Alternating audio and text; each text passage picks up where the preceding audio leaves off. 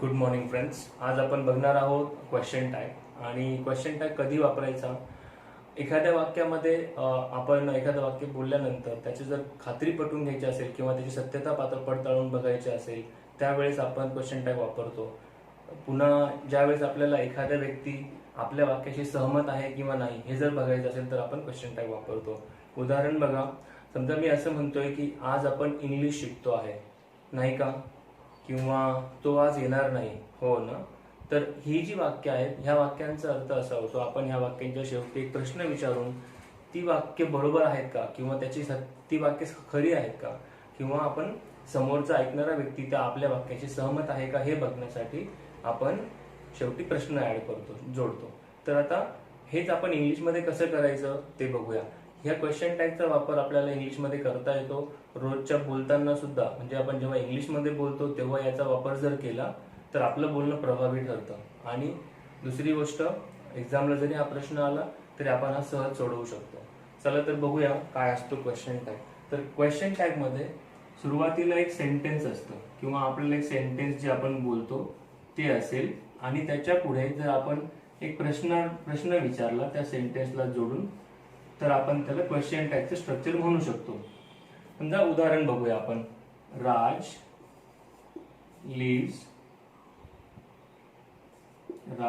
Lives in Mumbai. राज मुंबईमध्ये राहतो असं आपण म्हणतोय. आता याची जर आपल्याला क्वेश्चन टॅग ऍड करायचा तर कसं करणार आपण? ह्या वाक्याच्या शेवटी फुल स्टॉप काढून कॉमा टाकायचा आणि तिथे आपण म्हणू शकतो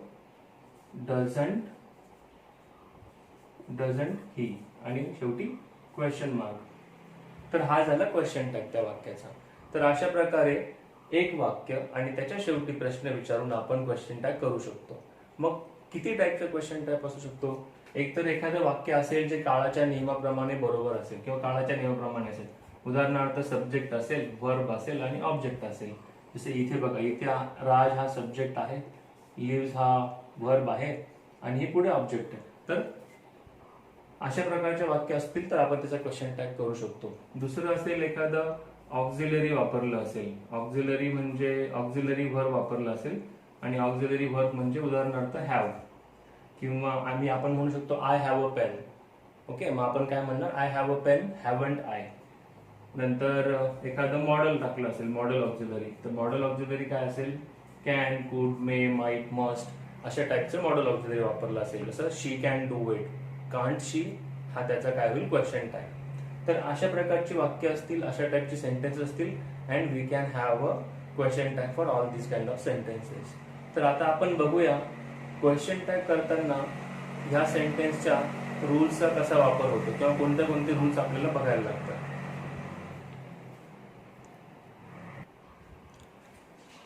तर रूल नंबर 1, पहिला रूल काय असेल?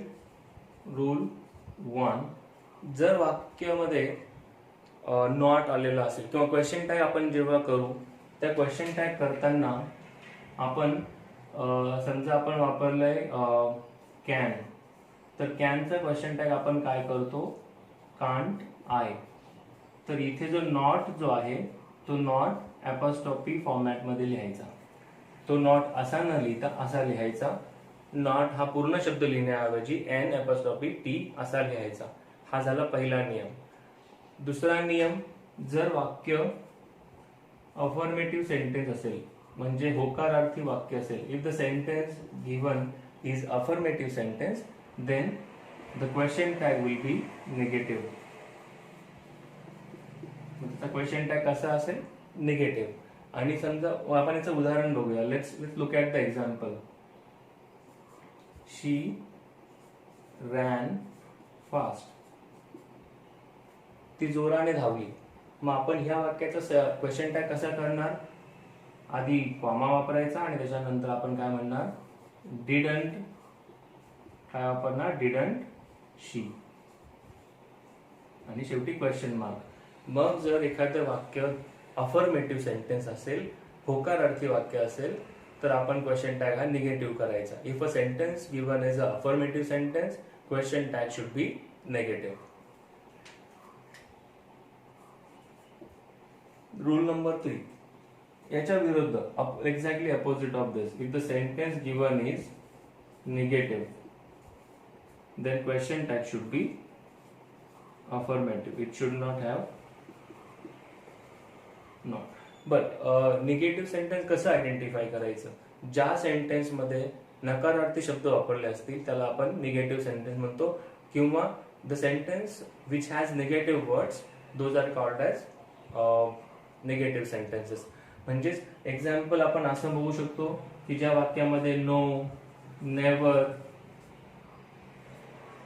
असे शब्द, किंवा एक्झॅक्टली हार्डली, बेअरली, सो ह्या अशा टाईपचे जर सेंटेन्स, अशा टाईपचे जर वर्ड्स एका सेंटेन्स मध्ये असतील तर आपण त्याला निगेटिव्ह सेंटेन्स म्हणू शकतो. म्हणजेच त्या वाक्याचा अर्थ नकारार्थी होत असेल तर आपण त्याला निगेटिव्ह सेंटेन्स म्हणायचं, आणि निगेटिव्ह किंवा नकारार्थी वाक्याचा अर्थ बनवण्यासाठी ह्या प्रकारच्या शब्दांचा वापर केला जातो. म्हणून मग आता जर अशा टाईपचे निगेटिव्ह सेंटेन्स असेल तर आपण ते क्वेश्चन टॅग करताना त्याचा अफर्मेटिव्ह करायचा आहे, नकार हा काढून टाकायचा आहे. So we have to remove the negation of the sentence. So let's look at the sentence. He is not tall. आता हे झालं sentence, he is not tall, तो उंच नाही आहे. मग याचा क्वेश्चन टॅग कसा होईल? ही इज नॉट टॉल, मग आपण काय म्हणणार? Is he. आता आपण इथे बघितलंय, इथे आपण नकार हा काढून टाकलाय, कारण इथे नकारार्थी शब्द आल्यामुळे आपण नकार काढून टाकलाय. We have removed not, we have removed the negation from the question tag. And similarly if तुम्ही इथे हे सेंटेन्स बघाल, द आधीचं example, the previous example, it does not have any negation, एक नकारार्थी शब्द नाहीये, म्हणून आपण इथे नॉट हा शब्द टाकलाय, जेणेकरून आपला क्वेश्चन टॅग हा नकारार्थी झालाय. जर अफर्मेटिव्ह सेंटेन्स असेल तर question tag negative, negative sentence असेल तर question tag affirmative. Okay. Next rule बघूया. समजा आपल्या दिलेल्या सेंटेन्स मध्ये सब्जेक्ट असेल तर सब्जेक्ट आपण सब्जेक्ट जर दिलेला असेल तर त्याचा जेव्हा क्वेश्चन टॅग करू, क्वेश्चन टॅग मध्ये सब्जेक्ट आहे तसा लिहायचा नाही, त्याचा प्रोनाउन वापरायचा. उदाहरणार्थ प्रोनाउन्स काय असतात? तर प्रोनाउन्स आपण कुठली वापरतो?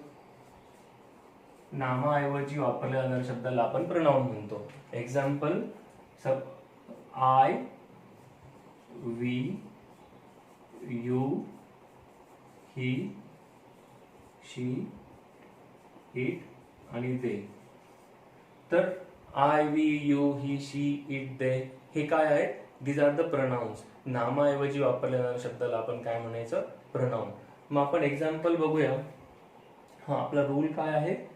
सब्जेक्टच्या ऐवजी रिप्लेस सब्जेक्ट विथ, किंवा आपण असं म्हणण्याऐवजी आपण असं म्हणूया,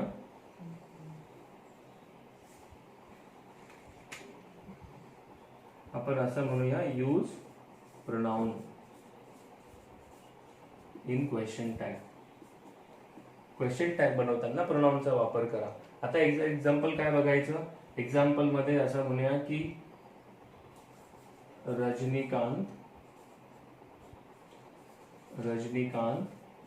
इज फेमस ऍक्टर. रजनीकांत हा फेमस ऍक्टर आहे. आता हे वाक्याचा रजनीकांत इज फेमस ऍक्टर ह्या वाक्याचा आपल्याला क्वेश्चन टॅग करायचा आहे, आणि तो क्वेश्चन टॅग कसा होईल? मग इथे रजनीकांत हा सब्जेक्ट आहे, म्हणजेच हे कोणाचं तरी नाव आहे, इट्स अ नाउन, आणि ह्या नाउनचं आपल्याला काय वापरायचं आहे? प्रोनाउन. मग रजनीकांत आपल्याला माहिती आहे की आपण काय वापरणार? इज नॉट, कारण वाक्यात नकार नाहीये, इजंट, आणि शेवटी काय वापरणार? ही. मग हा जो ही आहे हा कोणासाठी वापरलाय? आपण रजनीकांत ऐवजी ही वापरलाय. आपण असं नाही म्हणणार की Rajinikanth is famous actor, isn't Rajinikanth, असं नाही म्हणणार का? We have already use the noun before, that's why we are going to use pronoun. So this is the next rule, use pronoun in question tag. Rather than using the noun, use the pronoun in question tag. Okay. Next rule बघूया. Next rule आहे की समजा जर sentence मध्ये if we are using I हा जर pronoun असेल, if I साठी वेगळा रूल अप्लाय होतो. समजा आपण जर आय वापरला असेल तर त्याच्या क्वेश्चन टॅग मध्ये आपण आर वापरायचा. एक्झाम्पल बघूया आपण.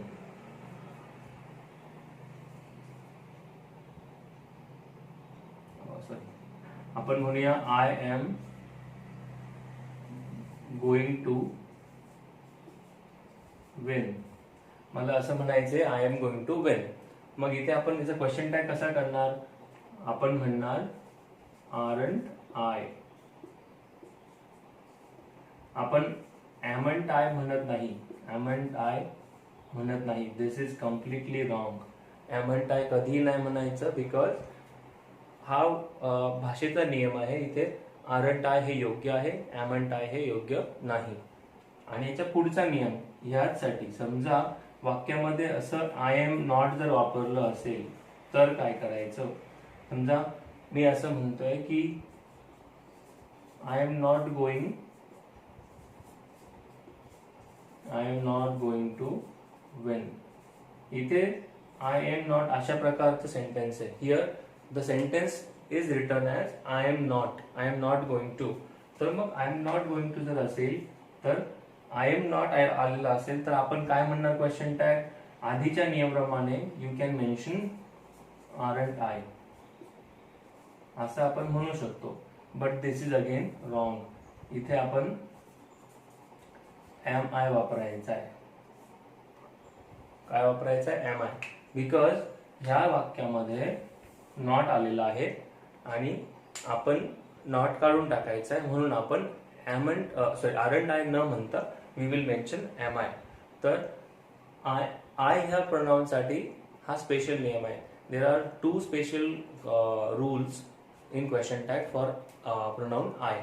जसं पहिले एक्झाम्पल आपण बघितलं, जर आय एम वापरलं असेल तर आपण तिथे आरंट आय वापरतो. जर आय एम असेल तर आरंट आय वापरायचा आणि आय एम नॉट असेल तर आपण काय वापरायचा? Am I. Okay, clear? चला अजून एक्झाम्पल्स बघूया.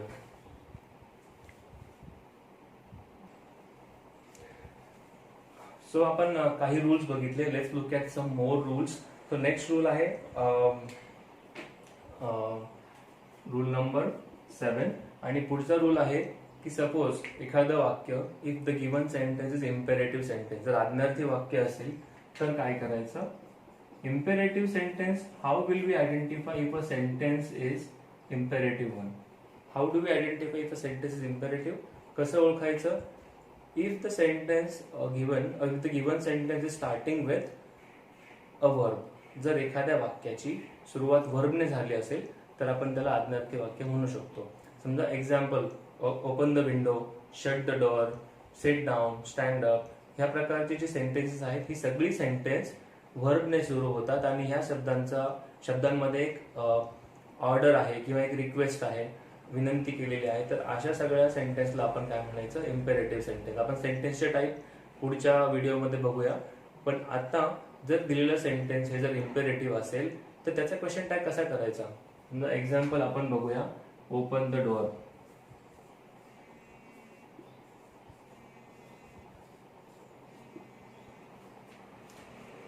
तर ह्या सेंटेन्सचा क्वेश्चन टॅग करताना आपण काय करणार की आता इथे तर सब्जेक्ट वगैरे नाहीये किंवा मग वर्ब वगैरे पण नाहीये. मग आपण काय करायचं?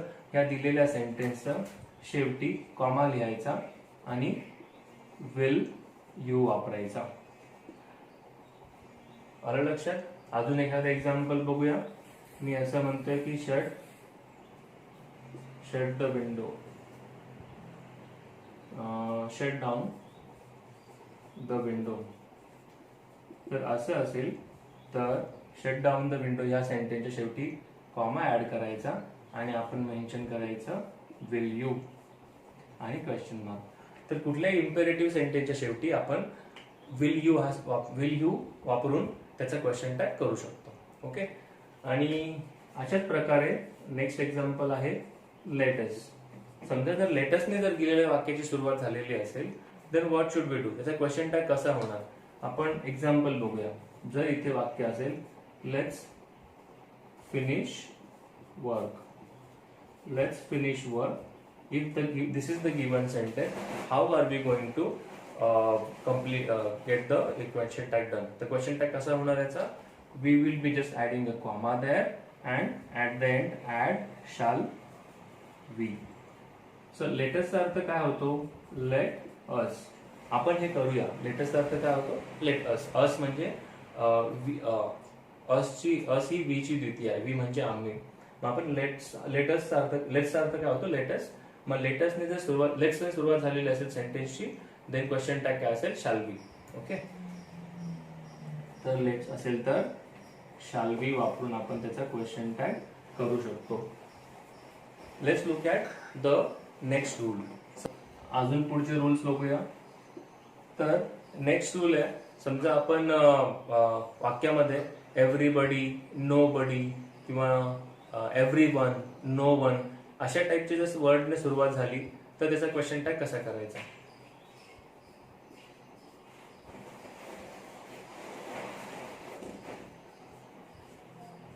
एव्हरीबडी, नोबडी, नो वन,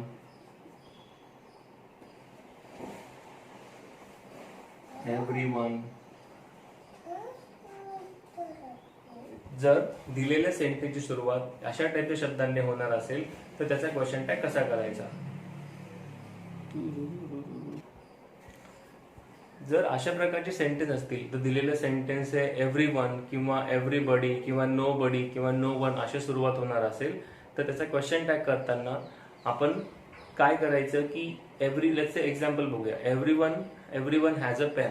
प्रत्येकाकडे एक पेन आहे असं जर म्हणायचं, त्याचा क्वेश्चन टॅग कसा होणार? आरंट दे.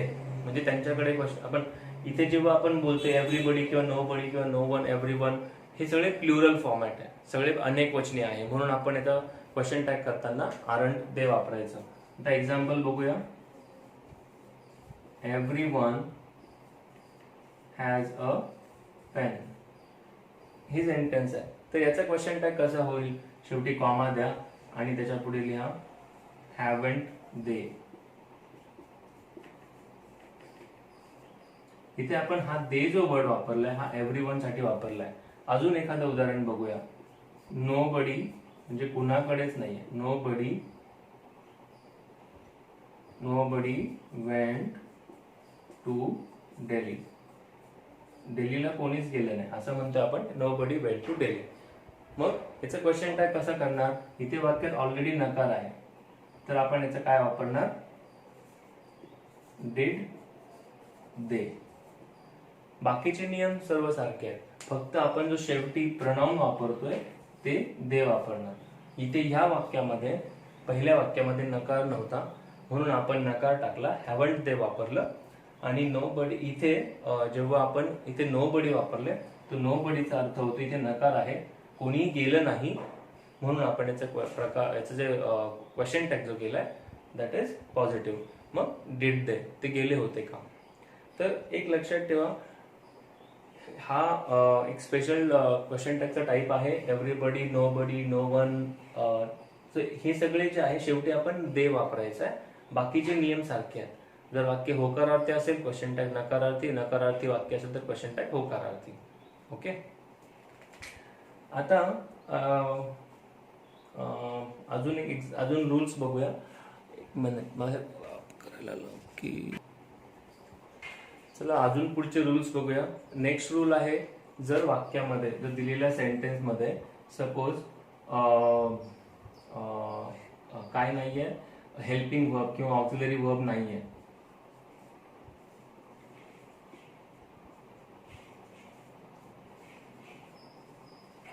आपण यांना हेल्पिंग वर्ब पण म्हणतो. तर समजा दिलेल्या वाक्यामध्ये if in given sentence the helping verb or model auxiliaries are not there, तर काय करायचं? तर let's say जर if it is present tense sentence, जर present tense असेल then use do किंवा does. आणि जर past tense असेल तर तिथे use did. Okay. Suppose if the given sentence doesn't have any auxiliary or modal auxiliary or helping verb, then use do, does if it is present tense and use did if it is past tense. Okay. चला examples बघूया. Let's see. तर आपण बघितलं, जर present tense असेल तर आपण do डजचा वापर करू शकतो, आणि जर पास्ट टेन्स असेल तर आपण डीडचा वापर करायचा आहे, जर वाक्यामध्ये मॉडेल ऑक्झिलरीज नसतील तर. तर पहिलं एक्झाम्पल बघूया. एक्झाम्पल मध्ये आपण म्हणतोय की आय सॉ अ रेनबो. मग जेव्हा मी म्हणतोय आज I saw a rainbow, which tense it is? Is it a past tense, present tense की future tense? This saw is a past form of the verb see. Saw हे काय आहे? C ह्या वर्बचं past tense आहे, म्हणून हे sentence जे आहे ते पास्ट टेन्सचं सेंटेन्स आहे. मग याचा ज्यावेळेस आपण क्वेश्चन टॅग करणार, we will add comma at the end. त्याच्यानंतर वी हॅव टू चेक दिलेलं सेंटेन्स हे पॉझिटिव्ह आहे की नेगेटिव्ह, और अफर्मेटिव्ह आहे की निगेटिव्ह. तर हे अफर्मेटिव्ह सेंटेन्स आहे. There is no negation in the sentence, म्हणून आपण काय करायचं? निगेशन टाकायचं क्वेश्चन टॅग मध्ये. तर क्वेश्चन टॅग काय होईल? इथे सेंटेन्स मध्ये हेल्पिंग वर्ब नाहीये किंवा सपोर्टिंग वर्ब नाहीये, मग we will be using do does did, आणि आपण डीड वापरणार. Why are we going to use did? Because it's a past tense sentence. मग आधी डीड लिहिला, did, then we have to add negation, so didn't, आणि पुढे लिहायचं आहे प्रोनाउन आय. आता सांगा, we have discussed like if the for pronoun I we have special rules, but those rules are for I am किंवा I am not. So I am किंवा I am not करताना जे I am असेल तर आपण aren't I वापरतो, I am not असेल तर आपण am I वापरतो. परंतु इथे I च्या पुढे I am नाहीये, आपण फक्त I saw आहे, त्यामुळे आपण नॉर्मल रूल वापरणार. I saw a rainbow. वाक्यात नकार नाहीये म्हणून आपण didn't I अशा प्रकारे करू शकतो. अजून एक एक्झाम्पल बघूया. सेकंड एक्झाम्पल, याच्यामध्ये आपण म्हणू की शी लाईक्स फ्लॉवर्स. तिला फुले आवडतात. जेव्हा आपण असं म्हणतो शी लाईक्स फ्लॉवर्स, ह्या सेंटेन्स मध्ये in this sentence the verb having S or ES attach to it, म्हणजे ते कुठल्या टाईपचं वर्ब आहे? हे अशा टाईपचे वर्ब आपण सिंपल प्रेझेंट टेन्स मध्ये वापरतो. तर हे सिंपल प्रेझेंट टेन्सचा सेंटेन्स आहे, म्हणजे हा प्रेझेंट टेन्स आहे, आणि याचा क्वेश्चन टॅग करताना आपण शेवटी कॉमा टाकणार. प्रेझेंट टेन्स असल्यामुळे डू किंवा डज वापरायचा आहे, पण जेव्हा वर्बला एस एस असेल किंवा सिंपल प्रेझेंट टेन्सचं वर्ब असेल त्यावेळेस we should be using does. Okay. आणि सेंटेन्स मध्ये निगेशन आहे का, नॉट आहे का? नाही, म्हणून आपण काय टाकणार? नॉट, डझंट, आणि शेवटी लिहिणार प्रोनाउन डझंट शी. हा झाला त्याचा क्वेश्चन टॅग. ओके. समजलं? ज्या वेळेस प्रेझेंट असेल त्यावेळेस we will use do does, आणि पास्ट टेन्स साठी डिड वापरायचा आहे. ओके. तर बघूया नेक्स्ट रूल. तर नेक्स्ट रूल काय सांगतो?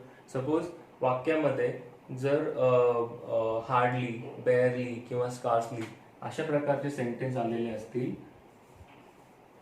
Hardly, barely, rarely. रेअरली हा शब्द आपण बऱ्याचदा ऐकलाय, scarcely. So if these kind of words are there in a sentence, तर याचा अर्थ असा होतो की दिलेलं sentence it is indicating negation. दिलेलं वाक्य हे निगेटिव्ह असतं. समजा आपण असं म्हणूया एक्झाम्पल की ही रेअरली कम्स फॉर प्रॅक्टिस.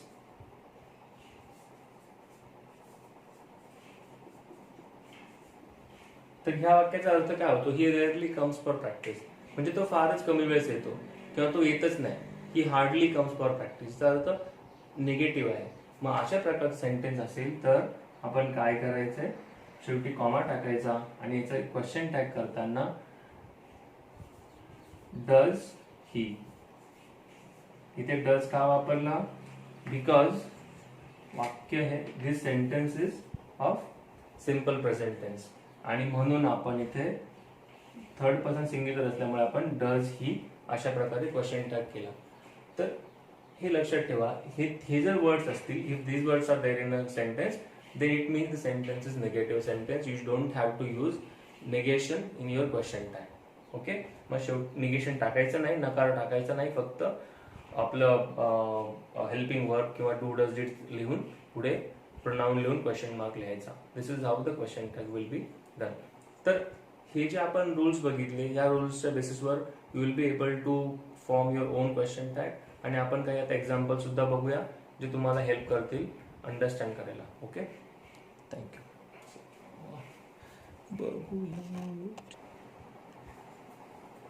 तर आपण बघितले क्वेश्चन टॅगचे रूल्स. आता आपण बघूया काही एक्झाम्पल्स जी तुम्हाला हेल्प करतील to understand it better.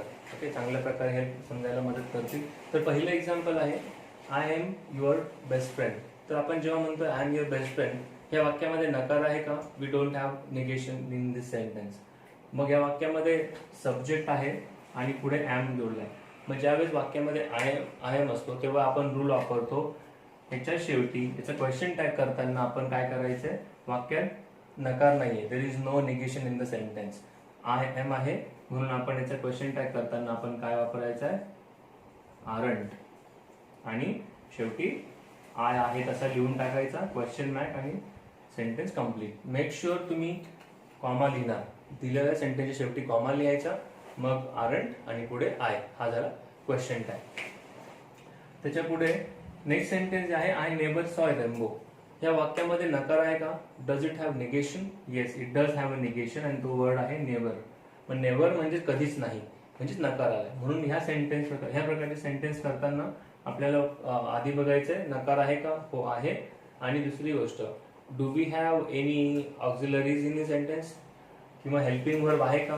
We don't have anything. I आणि हा झाला सब्जेक्ट आणि हे आहे वर्ब, म्हणून सेंटेन्सच्या शेवटी कॉमा द्या आणि आय नेव्हर सॉ रेनबो ऐवजी आपण काय लिहिणार, जेव्हा ऑक्झिलरी वर्ब किंवा हेल्पिंग वर्ब नसेल त्यावेळेस आपण काय वापरायचंय, डू डज डिड. आणि हे सॉ हे पास्ट टेन्स असल्यामुळे आपण वापरणार डिड आणि शेवटी नकार आहे, ऑलरेडी सेंटेन्समध्ये नकार टाकायचा नाही, डिड आय आणि क्वेश्चन मार्क, हा झाला question tag. Next sentence, elephants require much food. मग आता इथे एलिफंट्स हे प्लुरल आहे, रिक्वायर हे वर्ब आहे. वाक्यामध्ये निगेशन आहे का? नकार आहे का? We don't have negative sentence, म्हणून आपण याला काय करायचं, क्वेश्चन टॅग करताना आपण नकार टाकायचा आहे. मग एलिफंट्स रिक्वायर, इथे सुद्धा आपल्याकडे हेल्पिंग वर्ब नाहीये. Suppose we don't have any auxiliary here. What are we going to take? We are going to take help from do, does और did. Which tense is this? It's a present tense. Why? Because it's the simple present tense sentence आणि verb जो आहे तो first form आहे, म्हणून आपण याचा question tag करताना आपण काय करणार, इथे डोंट वापरणार. डोंट का वापरला? कारण एलिफंट हे प्लुरल आहे. डोंट दे, डोंट दे, दे कोणाला उद्देशून वापरलाय? They is for elephants. Elephants require much food, don't they, हा झाला क्वेश्चन टॅग. नेक्स्ट सेंटेन्स आहे don't make noise. But don't make noise हे याच्यामध्ये सब्जेक्टने सुरुवात होते का? सेंटेन्सची नाही. आणि याचा अर्थ काय होतं? It's an order. ही आपल्याला एक हे सेंटेन्स इम्पेरेटिव्ह सेंटेन्स आहे का? कारण याची सुरुवात वर्बने झाली आहे, डोंट मेक नॉईज. मग अशा प्रकारची सेंटेन्स जर असतील तर आपण काय म्हणणार, आपण शेवटी काय ऍड करणार, कॉमा ऍड करायचा. Then we will be mentioning will आणि यू, हा झाला याचा क्वेश्चन टॅग. इम्पेरेटिव्ह सेंटेन्सचा क्वेश्चन टॅग करताना विल यू वापरायचा असतो आणि लेटेस्टने सुरुवात केली असेल तर आपण क्वेश्चन टॅग करताना शॅल बी वापरायचा. ओके, आता next, making kite is an art. इथे ह्या सेंटेन्स मध्ये वी हॅव इज, हा एक वर्बचं काम करते. मग आता आपण इथे काय करणार, we will add a comma and इथे टाकणार इज, इजंट इट आणि question mark. Making kite is an art, isn't it हे काय झालं, क्वेश्चन टॅग. चला काही अजून पुढचे एक्झाम्पल्स बघूया. तर नेक्स्ट सेंटेन्स आहे I am very cold. So in this sentence we have I am. So we have to be very careful when we have the sentence with I am or I am not. So what is the rule for this one? If the not is there, we should be using am I. And if not there, we should be using aren't I. Okay. So I am very cold. Let's add comma at the end and question tag काय असेल याचा, aren't I. Because sentence doesn't have. Okay. तर आपण बघितलं I am very cold याचा question tag कसा होतो, aren't आहे. आणि ही कॅन हेल्प हे जर तुमचं सेंटेन्स आहे, this sentence has modal auxiliary as can आणि it doesn't have a negation. या वाक्यामध्ये नकार नाही आहे. म्हणून आपण काय करायचं, वाक्याच्या शेवटी will add a comma, then कॅनच्या ऐवजी आपण कॅन आहे म्हणून आपण काय लिहिणार, कांट, आणि पुढे प्रनाउन. सो कांट ही आणि question mark. So he can help, can't he हा झाला त्याचा क्वेश्चन टॅग. नेक्स्ट आहे Shyam must stay. We have one more modal auxiliary here, so that is must. आणि ही श्याम मस्ट स्टे याचा क्वेश्चन टॅग कसा होईल, मसंट. येस, मसंट ही. आणि हे याचं प्रनाउन वापरलं, श्यामसाठी आपण प्रनाउन ही वापरलं. So Shyam must stay, mustn't he हा झाला त्याचा क्वेश्चन टॅग. नेक्स्ट सेंटेन्स आहे the math test was not so difficult. Math test was not so difficult. ह्या क्वेश्चन टॅगचा, ह्या सेंटेन्सचा क्वेश्चन टॅग कसा होईल तो विचार करताना आधी बघायचं सेंटेन्स मध्ये निगेशन आहे का. Yes, there is a negation in the sentence. So what we are going to do, we are going to add a comma at the end. आणि was is the helping verb there, so we'll use was and eat. Eat is replacing the math test. Math test ला आपण pronoun म्हणून eat वापरलाय. Okay, so the math test was not so difficult. Was it हा झाला त्याचा question tag. Next one is you haven't seen the movie. इथे बघितलं तर आपण इथे not पण आलेला आहे. So we have the negation in the sentence. तर याचा question tag करताना आपण लिहिणार आधी शेवटी कॉमा द्यायचा, देन हॅव आणि यू आणि question tag. Haven't you seen that movie, have you हा झाला question tag. Next lion loves hunting. This is a simple present tense sentence आणि म्हणून आपण सेंटेन्स मध्ये we don't have any helping verb. So what we are going to do, we are going to make use of do, does और did. Present tense आहे म्हणून do किंवा does वापरू शकतो आणि इथे क्रियापदाला एस किंवा एस प्रत्यय लावलाय म्हणून आपण काय वापरायचं आहे, डज. आणि डज जर आपण वापरणार आहोत तर we have to check negation आहे का, नकार आहे का, नाही आहे. म्हणून आपण इथे काय करणार, डझंट इट वापरणार. बरं, इथे इट का वापरला, because we don't know the gender म्हणून आपण काय वापरतोय, डझंट इट. आणि नेक्स्ट सेंटेन्स आहे I am not a king. आणि आपण आधी रूल्स बघितल्याप्रमाणे आय एम नॉट हा स्पेशल काइंडचा सेंटेन्स आहे. आय एम असेल किंवा आय एम नॉट असेल, we have to be very careful. मग आय एम असेल तर आरंट आय वापरायचा आणि आय एम नॉट असेल तर आपण काय वापरणार, शेवटी कॉमा द्यायचा आणि एम आय लिहून याचा क्वेश्चन टॅग कम्प्लीट करायचा. ओके, आय एम असेल तर आरंट आय एम नॉट असेल तर एम आय. ओके, तर ही झाली काही एक्झाम्पल्स. आणि आता आजच्या व्हिडिओमध्ये आपण जेवढे रूल्स बघितले आणि जेवढे एक्झाम्पल्स बघितले त्यांनी तुम्ही रोजच्या बोलताना आपण क्वेश्चन टॅगचा वापर करून आपलं बोलणं प्रभावी करू शकतो. आणि एक्झाम मध्ये जर अशा टाईपचा क्वेश्चन विचारला तर तुम्ही तो इझिली आन्सर करू शकाल. ओके, जर तुमचे काही क्वेश्चन्स असतील प्लीज पोस्ट करा, आम्ही त्यांना आन्सर करू. Thank you, have a good day.